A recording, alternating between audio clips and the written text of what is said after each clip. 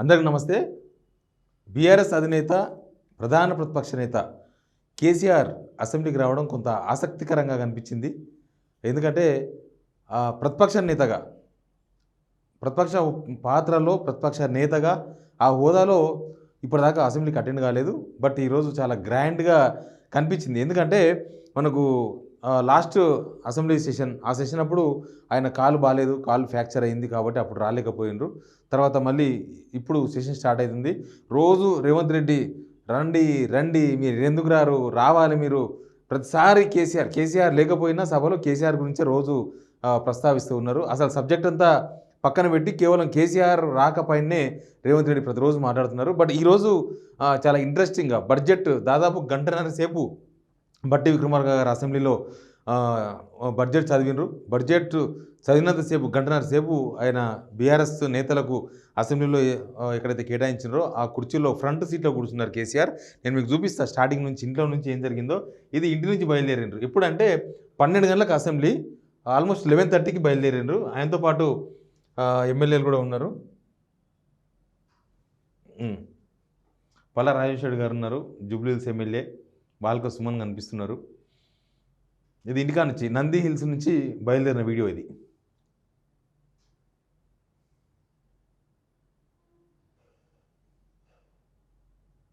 అంతకుముందు వచ్చినప్పుడు కేసీఆర్ కట్టె పట్టుకొని వచ్చిండు, ప్రమాణ స్వీకారానికి వచ్చినప్పుడు స్టిక్తో వచ్చిండు. ఇప్పుడు స్టిక్ ఏం లేదు, ఇంట్లో నుంచి బయలుదేరిండు. కార్యకర్తలు గుమ్మడికాయతో దిష్టి తీస్తున్న విజువల్ ఇది. ఇంటి దగ్గర నంది హిల్స్లో బయట కొబ్బరికాయ కొట్టిండ్రు.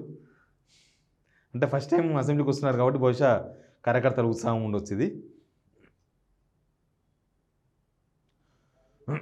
లోక్సభ ఎలక్షన్స్ అప్పుడు ప్రచారానికి పోయిన తర్వాత మళ్ళీ ఫస్ట్ టైం కేసీఆర్ పబ్లిక్లోకి రావడం, కొంత అసెంబ్లీ దాకా వస్తుండడం.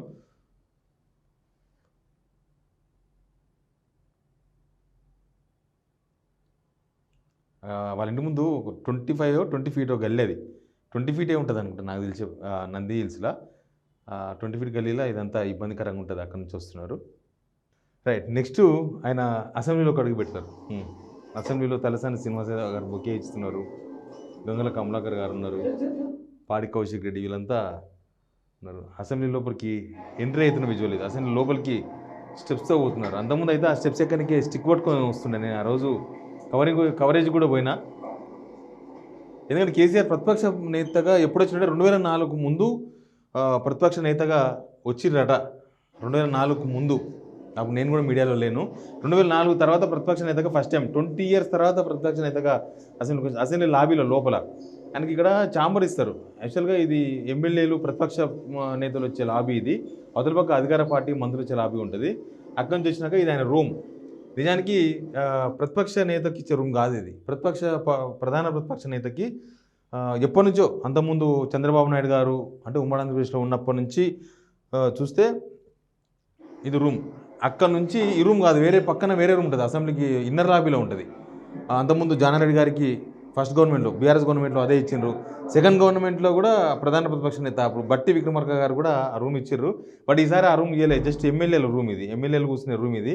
దీని మీద వీళ్ళు అసంతృప్తి వ్యక్తం చేసిండ్రు. ఏంది, ప్రధాన ప్రతిపక్ష నేతకు ఈ ఎమ్మెల్యే, మామూలుగా ఒక ఎమ్మెల్యే ఉండే 5 ఎమ్మెల్యేలు ఉండే పార్టీకి రూమ్ ఇస్తారు, అట్లాంటి రూమ్ ఇచ్చారు. ఏంది, ప్రధాన ప్రతిపక్ష నేతకు ఇచ్చే రూమ్ కొద్దిగా గ్రాండ్గా ఉంటుంది. అవతల పక్క బిల్డింగ్లో అసెంబ్లీలో లోపలికి అసెంబ్లీ కన్నా ముందు రైట్ సైడ్ ఏమో సీఎం ఛాంబర్ ఉంటుంది, లెఫ్ట్ సైడ్ ఏమో ప్రధాన ప్రతిపక్ష నేత ఉంటుంది. ఎందుకంటే అసెంబ్లీలో సభా నేత ఎంతనో సభా ప్రతిపక్ష నేత కూడా అంతే వెయిటేజ్, అదే ప్రోటోకాల్ ఉంటుంది. కానీ ఈసారి ప్రోటోకాల్ ఫాలో కాలేదు, వాళ్ళు వేరే ఇచ్చేసిండ్రు. మహమూద్ అలీ గారు మాజీ డిప్యూటీ సీఎం, అంబర్పేట ఎమ్మెల్యే ఉన్నారు అక్కడ, ప్రశాంత్ రెడ్డి గారు ఉన్నారు, జూబ్లీహిల్స్ ఎమ్మెల్యే కనిపిస్తున్నారు, పాడి కౌశిక్ రెడ్డి. ఎంత అసెంబ్లీ స్టార్ట్ అయ్యే కన్నా ముందు జరిగిన వీడియో ఇది, అసెంబ్లీ కన్నా ముందు. అక్కడనే రిసీవింగ్ ఫొటోస్ ఇవన్నీ. సబితా ఇంద్రెడ్డి గారు ఉన్నారు, అంతా ఎమ్మెల్యేలే. గంగుల కమలాకర్ ఉన్నారు. అసెంబ్లీ లోపలికి ఎంట్రీ అవుతున్న టైం ఇది. ఉప్పల్ ఎమ్మెల్యే బండారు లక్ష్మారెడ్డి, మల్లారెడ్డి ఉన్నారు, మేడ్చల్ ఎమ్మెల్యే, సంగారెడ్డి ఎమ్మెల్యే ఉన్నారు అక్కడ, ప్రభాకర్ గారు. తర్వాత ఇదంతా ఇంకా లోపలికి పోతున్న విజువల్స్, ఫోటోలు ఇవి. కేసీఆర్ కూర్చున్నప్పుడు మీటింగ్ ఇది లోపల రూమ్, చాలా చిన్న రూమ్ ఇది. నాకు తెలిసి ఒక ప్రధాన ప్రతిపక్ష నేతకు ఈ రూమ్ ఉండదు, ఎప్పుడు లేదు, ఫస్ట్ టైం ఇచ్చిండ్రు. ఈయన వచ్చేసి అసెంబ్లీ సెక్రటరీ నరసింహాచార్యులు గారని, ఆయన ప్రధాన ప్రతిపక్ష నేతకు స్వాగతం పలికిన ఫోటో ఇది. తర్వాత విజువల్ చూపిస్తారు, లోపలికి అసెంబ్లీ లోపలికి వస్తున్న విజువల్. యాక్చువల్గా ఇక్కడ ఉంటుంది రూమ్, ఈ రూమ్ చాలా ఇంపార్టెంట్ రూమ్, ఇక్కడ ప్రధాన ప్రతిపక్ష నేతకు ఉండాలి, కానీ లేదు, అక్కడ ఎక్కడో ఇచ్చారు, మామూలు రూమ్ ఇచ్చిండ్రు. లోపలికి అసెంబ్లీ లోపలికి ఇంకా ఇక్కడ ఈ గేట్ దాటిరంటే లోపలికి అసెంబ్లీ లోపలికి వెళ్ళిపోతారు. మనకు ఆ సీటింగ్ గీటింగ్ ఉంటుంది కదా, అదంతా కూడా మనకు అక్కనే కనిపిస్తుంది.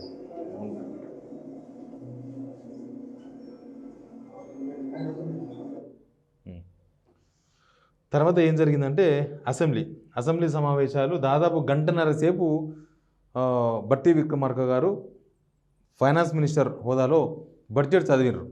బడ్జెట్ జరుగుతున్న టైంలో ఇక్కడ నుంచి బీఆర్ఎస్ క్యాంప్ నుంచి కొన్ని సౌండ్లు వచ్చినాయి, మనకు టీవీలో కనబడలేదు. ఎందుకంటే టీవీ కంట్రోలింగ్ అంతా కూడా, కంట్రోల్ యూనిట్ అంతా కూడా వాళ్ళ చేతుల్లో ఉంటుంది, అధికార పార్టీకి కొద్దిగా అనుకూలంగా ఉంటుంది అది. కాబట్టి ఇక్కడ ప్రతిపక్ష పార్టీలో ఎవరైనా సరే, అంతకుముందు కూడా అంతే, అంతకుముందు ప్రతిపక్షంలో ఉన్న వాళ్ళు చేసినప్పుడు కూడా కంట్రోలింగ్ అట్లే ఉంటుంది, ఇప్పుడు కూడా సేమ్ కంట్రోలింగ్.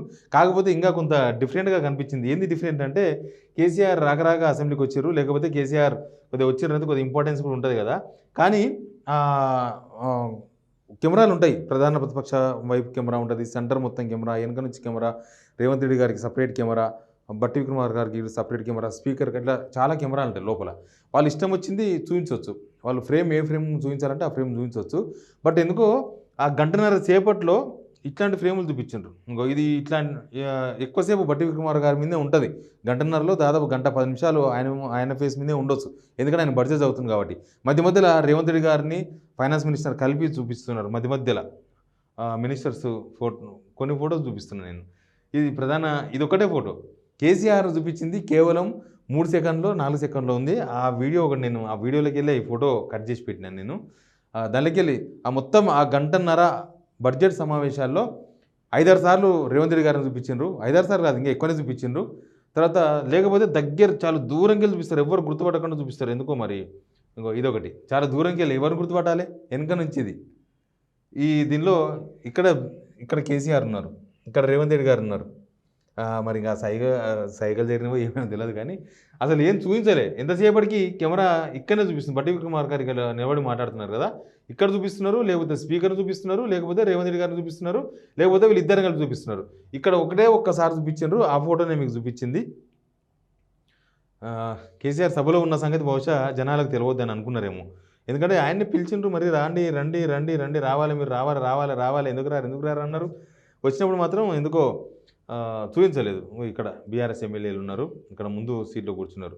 యాక్చువల్గా పోచారం శ్రీనివాసరెడ్డి గారు ఉంటే ఇక్కడ కూర్చునే వాళ్ళు. నాకు తెలిసి పోచారం శ్రీనివాసరెడ్డి ఎప్పుడు కేసీఆర్ పక్కనే, అంతకుముందు కూడా కేసీఆర్ పక్క సీట్లోనే ఉంటుండే. ఇప్పుడు కూర్చున్నాడంటే కూర్చున్నాడు, ఎంఐఎం వాళ్ళ కాడ కూర్చున్నాడు, పోయి ఎంఐఎం వాళ్ళు ఇటు కాకుండా ఎవ్వరు లేరు పక్కన, ఒక్కడే కూర్చున్నాడు, మనుషులు లేరు.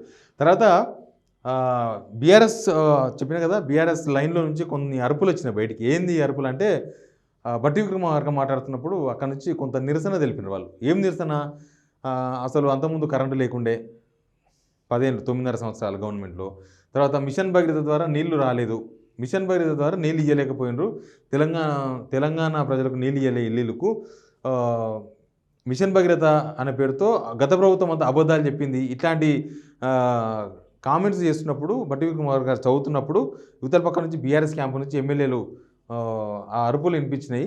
తర్వాత ఒక్క దగ్గర మాత్రం ఒకటి ఆసక్తికరమైన సీన్ జరిగింది. ఏంటంటే, కరెంటు 24 అవర్స్ కరెంట్ నిరంతరాయంగా అందిస్తున్నామని బట్టి విక్రమార్క గారు అంటారు. అన్నప్పుడు కేసీఆర్ ఇట్లా తిరిగి ఎమ్మెల్యేల వైపు చూస్తే నవ్వుతారు. అదొకసారి నేను చూసినాను నేను, అంతకు మించి ఏం లేదు. తర్వాత కేసీఆర్ గారు ఫస్ట్ టైం నాకు తెలిసి మీడియా పాయింట్ ప్రతిపక్ష పార్టీకి సంబంధించిన నేతలు ఎవరైనా సరే మాట్లాడవచ్చు, అధికార పార్టీ వాళ్ళు కూడా మాట్లాడవచ్చు. ఇది వెనుక ఉంటుంది, సభ వాయిదా పడ్డ తర్వాత మాట్లాడుతుంటారు. నాకు తెలిసి తెలంగాణ రాకముందు మీడియా పాయింట్ లేకుండే, అసలు తెలంగాణ రాకముందు అసెంబ్లీలో మీడియా పాయింట్ లేదు, ముందర చిటి కింద మాట్లాడుతుంటే అప్పుడు ఏం మాట్లాడినరో. కానీ తెలంగాణ వచ్చిన తర్వాత ఇప్పటి వరకు గతంలో రేవంత్ రెడ్డి గారు పోయినరు, ప్రతిపక్ష నేతగా ఉన్నప్పుడు, ప్రతిపక్ష పార్టీలో ఉన్నప్పుడు, ఆయన టీడీపీలో ఉన్నప్పుడు, తర్వాత కాంగ్రెస్ ఉన్నప్పుడు పోయినరు. కేసీఆర్ గారు అయితే ఫస్ట్ టైం మీడియా పాయింట్లో నిలబడి మీడియాతో మాట్లాడుతున్నంత మీడియా అంతా ఉంది. అక్కడ మాట్లాడుతున్న ఫోటో ఇది. కొద్దిగా పవర్ఫుల్ స్పీచే కనిపించింది. లోపల మాట్లాడే అవకాశం ఉంటుంది. బడ్జెట్ రోజు ఎవరు మాట్లాడరు, సీఎం కూడా మాట్లాడే అవకాశం ఉండదు. బడ్జెట్ రోజు కేవలం బడ్జెట్ మాత్రమే ఉంటుంది. ఆ గంట కావచ్చు, గంటన్నర కావచ్చు, ఎవరైతే ఆ బడ్జెట్ ప్రవేశపెట్టినరో వాళ్ళు మాత్రమే చెప్పేది ఉంటుంది. కానీ బయటకు వచ్చిన తర్వాత ఇక్కడ ప్రెస్ మీట్ పెట్టింది కదా, ఆ ప్రెస్ మీట్ పాయింట్ నేను చెప్తాను. అది సిగ్నల్ టీవీ లైవ్ కూడా వస్తుంది, మీరు చూడొచ్చు. ఏమన్నారంటే బడ్జెట్లో కొత్త ఏం లేదు, ఫస్ట్ టైం ఆయన రాజకీయాలు మాట్లాడడం, ఎలక్షన్స్ ప్రచారం తప్ప మినహాయించి మిగతా టైంలో కూడా ఆయన బహిరంగ ఇప్పుడు మాట్లాడలేదు. ఫస్ట్ టైం మాట్లాడింది అది కూడా. బడ్జెట్లో కొత్త ఏమి లేదు, ఏ సంక్షేమ పథకం ఇందులో లేదు, ఒత్తి పలకడం తప్ప ఇందులో ఏమీ కనిపించలేదు. 6 మాసాల సమయం ఇవ్వాలని నేను ఇన్నాళ్ళు రాలేదు, అసెంబ్లీకి ఎందుకు రాలేదో క్లారిటీ ఇచ్చే ప్రయత్నం చేసిండ్రు. తర్వాత పాలసీ ఫార్ములా లేదు, అంటే ఇండస్ట్రియల్ కొత్తగా కదా, కొత్త ప్రభుత్వము. తర్వాత ఇది ఫుల్ బడ్జెట్ సంబంధించిన ఫుల్ అసెంబ్లీ సమావేశాలు కాబట్టి పాలసీ ఉండాలి. ప్రతిదానికి ఒక పాలసీ, రియల్ ఎస్టేట్కి ఒక పాలసీ ఉండాలి, తర్వాత ఫార్మాకు ఒక పాలసీ ఉండాలి, తర్వాత ఇట్లా రకరకాల ఇండస్ట్రీస్కి ఒక ఫార్ములా ఉండాలి, ఎడ్యుకేషన్ మీద ఒక పాలసీ ఉండాలి, అగ్రికల్చర్ మీద ఒక పాలసీ ఉండాలి. ఆ పాలసీ వివరిస్తే బాగుండని, పాలసీకి ఫార్ములా లేదు. 2 పంటలకు గత ప్రభుత్వంలో రైతు బంధు వచ్చింది, రైతు బంధు ఎగ్గొట్టే ప్రయత్నం చేస్తుంది ఈ ప్రభుత్వం. రైతు శత్రు ప్రభుత్వంగా మారింది కాంగ్రెస్. అంత గ్యాస్ తప్ప, ట్రాష్ తప్ప ఏమీ లేదు. ఐటీ పాలసీ కూడా ఏమీ లేదు, పేద ప్రజల పాలసీ లేదు, వ్యవసాయ స్థిరీకరణ లేదు, స్టోరీ టెల్లింగ్ లాగా ఉంది తప్ప బడ్జెట్ ప్రసంగంగా లేదు. ఇది ఏ ఒక్క పాలసీ మీద కూడా నిర్దిష్టంగా లేదు, పద్ధతి లేదు ఈ బడ్జెట్లో. ఈ బడ్జెట్పై చీల్చి చెండాడుతాం. ఇది కేసీఆర్ గారు ఇక్కడ ఈ ప్రెస్ మీట్లో మాట్లాడిన మాటలు. నేను ఈ వీడియో ఇవన్నీ కూడా ఒక స్పెషల్ ఏంటంటే, కేసీఆర్ ఇన్ని రోజులు రాలే కదా, రావాలి రావాలి రావాలి రావాలి అన్నారు కదా, వచ్చిండ్రు. అసలు ఏం జరిగింది అనేది కొంత ఆసక్తికరంగా ఉంటుంది కదా, అందుకే నేను కూడా పొద్దుంచి వాచ్ చేస్తున్నా ఏమేమి ప్రతి క్షణం అని. ఎనీవే కేసీఆర్ అయితే అసెంబ్లీకి వచ్చిండ్రు, బట్ టీవీలలో మాత్రం కనబడకుండా జాగ్రత్తలు తీసుకున్నది అధికార పార్టీ. అసెంబ్లీలో ఉన్నప్పుడు చూపించే ప్రయత్నం చేయలేదు. బయటకు వచ్చిన తర్వాత మాత్రం మీడియాతో మాట్లాడిండ్రు. ఆ ఫోటోనే ఇది. Please subscribe signal TV.